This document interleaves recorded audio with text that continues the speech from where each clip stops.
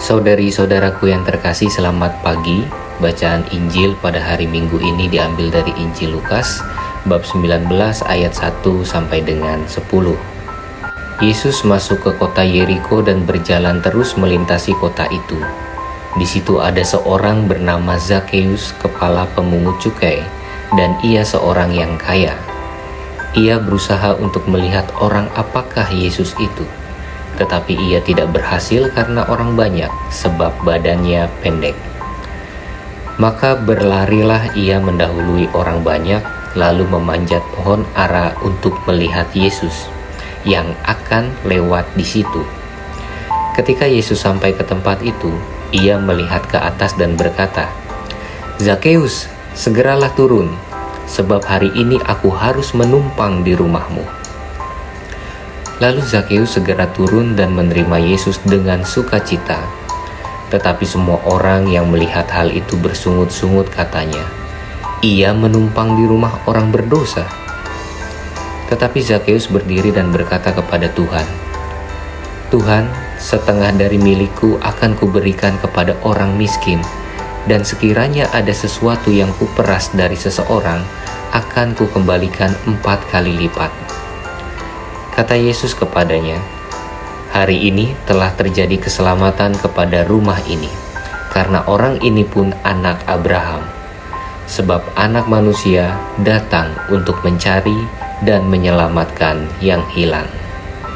Demikianlah sabda Tuhan. Saudari-saudaraku yang terkasih, kita sudah akrab dengan kisah ini. Pada hari ini saya ingin mengajak Anda untuk melihat siapakah Zakheus itu dengan lebih mendalam, lalu kita mencoba memaknai 2 simbol, yakni pohon dan juga rumah. Kita masuk kepada siapakah Zakheus. Lukas menggambarkan Zakheus sebagai orang yang bertumbuh pendek. Dalam kitab suci bahasa Yunani disebutkan di sana mikros, yang artinya kecil. Kita dapat membayangkan dengan sangat jelas bahwa kondisi fisik Zakheus lebih pendek dibandingkan orang-orang Yahudi pada umumnya, sehingga ia tidak mampu melihat Yesus. Dia berlari ke depan dan pada akhirnya memanjat pohon ara. Zakheus adalah seorang pemungut cukai. Pemungut cukai adalah profesi yang sangat dibenci oleh masyarakat. Mengapa? Karena pemungut cukai ini bekerja untuk pemerintah Romawi. Dia ataupun mereka para pemungut cukai itu bersekongkol dengan pemerintah Romawi untuk mendapatkan dana dari pajak masyarakat. Dengan posisi ini tidak heran bahwa ia menjadi orang kaya. Bahkan dengan posisinya itu, dia dapat memanfaatkan untuk memeras dan memperkaya dirinya. Tetapi ada hal lain yang jarang kita ketahui tentang posisi dari pemungut cukai ini, sehingga banyak masyarakat membenci pemungut cukai. Mereka dibenci masyarakat atau pemungut cukai itu tidak disenangi oleh masyarakat karena mereka melanggar hukum Musa. Hukum apa yang dilanggar? Mereka kerap kali melakukan pekerjaannya menarik pajak itu pada hari-hari Sabat. Tidak heran, makanya orang-orang Farisi dan orang-orang di sekitarnya itu menjadi benci dengan pemungut cukai karena mereka tidak mengindahkan hukum Sabat. Orang Farisi membenci Yesus karena Yesus bergaul dengan orang yang melanggar hukum Sabat ini. Dikatakan dalam Injil tadi bahwa Zakheus lari ke depan dan dia memanjat pohon ara untuk melihat Yesus. Karena kegigihannya, kerja kerasnya, dan usahanya tersebut, pada akhirnya Zakheus pun dapat melihat Yesus. Namun sebenarnya bukan Zakheuslah yang mencari Yesus, tetapi Yesuslah yang mencari Zakheus. Yesus memperhatikannya, lalu ketika dia sudah istilahnya nangkring di atas pohon, Yesus mengundangnya untuk turun dan hendak menyelamatkannya. Yesus memintanya turun bukan karena takut Zakheus itu jatuh, tetapi lebih daripada itu, Yesus ingin memulihkan jiwanya yang selama ini digelapkan oleh pandangan-pandangan dunia. Yesus ingin melepaskan dari kehidupan manusia lamanya yang tanpa sadar selama ini telah memenjara dirinya. Saya ingin mengajak Anda untuk menyandingkan 3 peristiwa ini. Yang pertama, bangsa Israel selamat dari patukan ular karena melihat tiang ular tembaga yang tertancap tinggi yang ditegakkan oleh Musa. Lalu Zakeus pada hari ini memperoleh keselamatan karena ia berada dalam posisi tinggi dengan memanjat pohon. Dan yang terakhir, kita ingat bahwa Yesus ditinggikan di salib untuk mengaruniakan keselamatan dan menebus dosa-dosa manusia. Dari sini kita bisa melihat, dengan demikian usaha Zakeus untuk memanjat pohon itulah yang pada akhirnya mengaruniakan keselamatan kepada dirinya.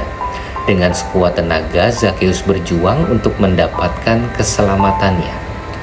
Betapapun kalau kita pikir sebenarnya kan dia orang kaya, dia bisa saja menggunakan cara lain untuk ketemu Yesus tanpa harus bersusah-susah seperti itu.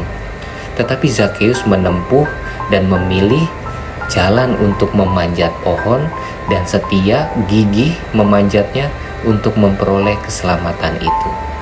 Dari sinilah kita bisa belajar. Apakah kita juga mau berjuang seperti Zakeus, memanjat pohon, mungkin pohon penderitaan kita, mungkin juga memanjat pohon kegagalan kita, dan juga memanjat pohon kesulitan hidup yang kita alami ini, sampai pada akhirnya kita bisa menemukan Yesus dan mendapatkan karunia keselamatan itu. Setelah peristiwa di sekitar pohon ara selesai, kita mengetahui bahwa Yesus masuk ke rumah Zakeus. Yesus mengunjungi dan juga akhirnya menikmati hidangan yang diberikan oleh Zakeus tersebut. Kata rumah ini menunjukkan sisi personal dan sisi kemendalaman dari diri Zakeus. Yang ingin dikatakan dari peristiwa ini adalah Yesus mengubah seseorang dari kedalaman hatinya.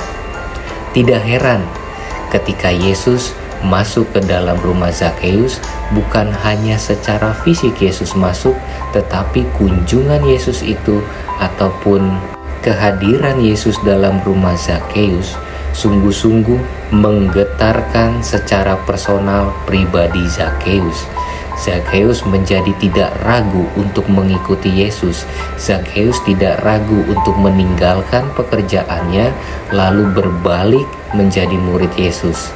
Dia bahkan mengatakan, kalau misalnya ada seseorang yang telah aku peras, maka aku akan mengembalikannya 4 kali lipat. Inilah sisi transformasi yang ditunjukkan dalam pribadi Zakeus yang mau membuka hatinya kepada Yesus sehingga hidupnya menjadi sama sekali baru. Saudari-saudaraku yang terkasih, saya ingin mengajak Anda untuk merenungkan hal ini.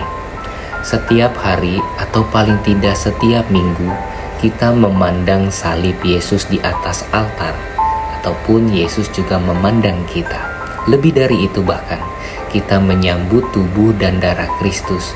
Yesus mengaruniakan tubuh dan darahnya kepada kita untuk disantap. Apakah aktivitas-aktivitas tersebut sungguh membentuk hati kita? Hati yang seperti apa?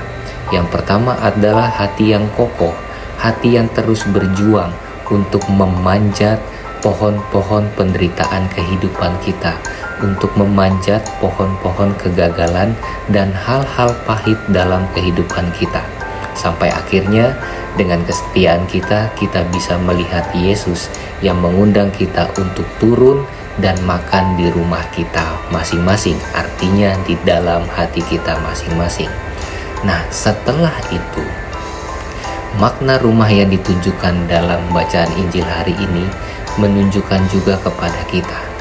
Apakah kita juga mau membuka hati kita agar Yesus itu hadir dalam kehidupan kita, membentuk setiap hati yang kita miliki? Atau jangan-jangan kita menjadi orang yang penuh dengan manipulasi. kita menerima Yesus dalam hati kita untuk sementara saja atau hanya di gereja saja. Tetapi ketika kita kembali dalam kehidupan nyata, kembali kita mengenakan manusia lama, nyaman dengan aktivitas dosa kita, dan tidak mendengarkan Yesus yang mengetuk hati kita dan membawa terang untuk menyelamatkan kita. Ingat, Tuhan sayang padamu, dan jangan lupa berdoa hari ini. Tuhan memberkati.